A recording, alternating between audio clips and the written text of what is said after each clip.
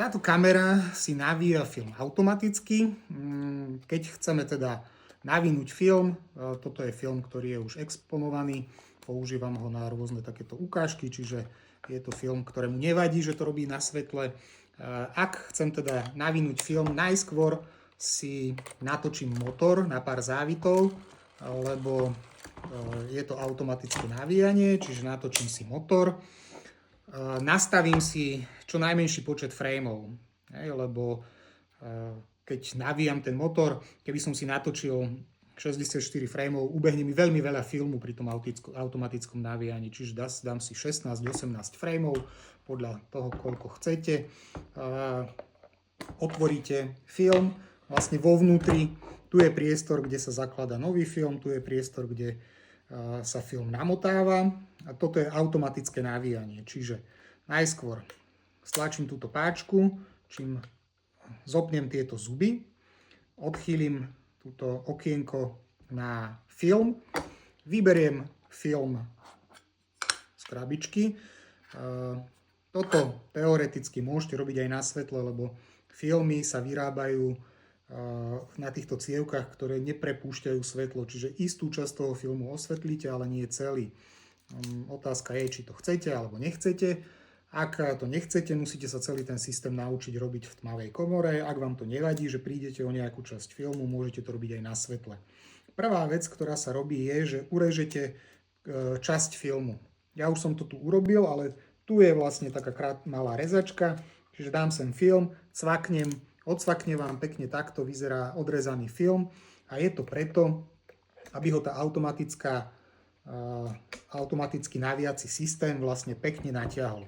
Čiže film založím tú cievku, film vložím takto do kamery, už ho tam nejako vlastne nevtláčam, všetko prebehne automaticky tým, že film sa zachytí na ozúbené kolieska a tie ho pekne prevedú týmto systémom až výjdu von.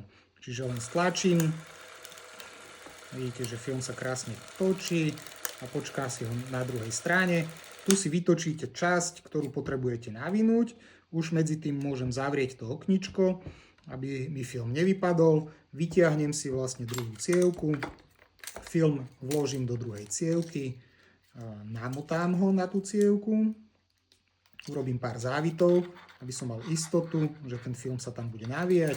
Cievku vložím a tak, aby sa mi pekne zasekla. A tu si môžete vlastne ešte takto zaistiť ten film, aby nevypadával. A teraz už je film naloadovaný, čiže teraz už môžem točiť. Keď stlačím kameru, vidíte, že sa pekne navíja a všetko mi funguje. Čiže kamera nakrúca. Počujete také krátke ťuknutie, to hovorí o tom, že keď máte kameru nastavenú na 18 frameov, tak to ťuknutie prichádza približne po 3 sekundách filmu, ktorý vám prejde cez objektív. Čiže máte akoby prehľad o tom, že koľko filmu už ste vytočili. Nemusíte si to počítať, ale každé to cinknutie znamená približne 3 sekundy. Samozrejme, záleží to od toho, na aký framerate nastavíte ten film. Pri 18 sú to 3 sekundy, a pri 24 je to teda kratšie, pri 16 je to viac. Dá sa to vypnúť tým, že otočíte túto páčku do polohy 0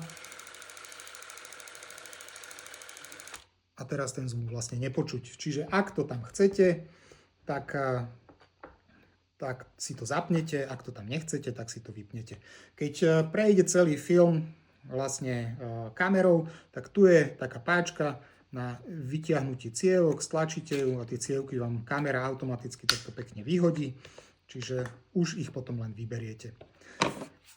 Predtým, ako to prejde, tak samozrejme musíte kameru zavrieť, lebo chcete, aby film bol exponovaný. Tu máte teda ukazovať, koľko metrov prejde. Keď tu ja už som robil nejaké pokusy, ale dáme to teda na 0, lebo ten motor som natiahol a keď začnete od 0, tak viete, že váš film začal na 0, máte 0,0 a môžete začať nakrúcať. Čiže kamera je pripravená, otvoríte objektív, natiahnete motor a nakrúcate. Už nič vám nestojí v ceste.